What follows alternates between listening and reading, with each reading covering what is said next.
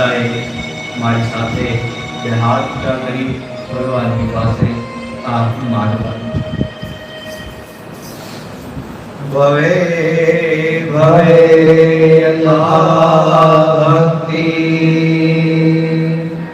ભવે ભવે યથા ભક્તિ, પાદયોસ્તવ જાયતે, પાદયોસ્તવ જાયતે, તથા કુરુષ્વ દેવેશ, તથા કુરુષ્વ દેવેશ, નાથસ્ત્વં નો યત પ્રભો, નાથસ્ત્વં નો યત પ્રભો, નામ સંકીર્તનં યસ્ય, નામ સંકીર્તનં યસ્ય, સર્વ પાપ પ્રણાશનં, સર્વ પાપ પ્રણાશનં, પ્રણામો દુઃખ શમનં,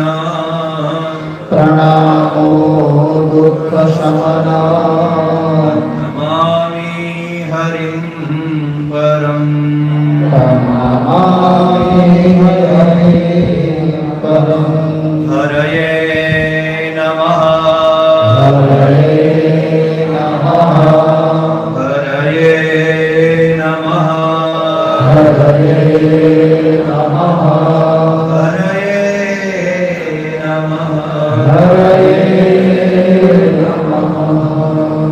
શ્રીમદ્ ભાગવતે મહાપુરાણે વૈયાસિક્યામ અષ્ટાદશાવસ્યાયામ આત્મંસ્યાયામ સંહિતાયામ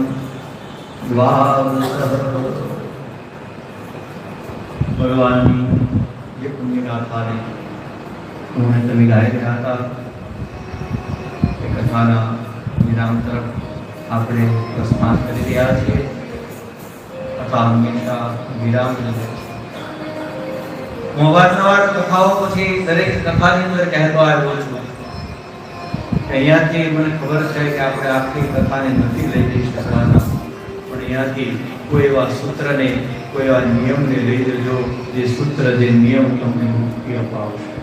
કોઈ પણ એક નિયમ, કોઈ પણ એક સંકલ્પ અહીંયા ભગવાનની આગળ કરતા જે હું તમને બાંધવા નથી માંગતો કોઈને પણ જો તમને એવું થાય કે મારે અહીંયાથી છોડવું છે, પણ તમે અહીંયા છોડતા નથી. તમારા દુર્ગુણોને, તમારા વ્યસનોને, તમારા દુર્વિચારોને, તમારી અશ્રદ્ધાને, તમારી અનીતિને,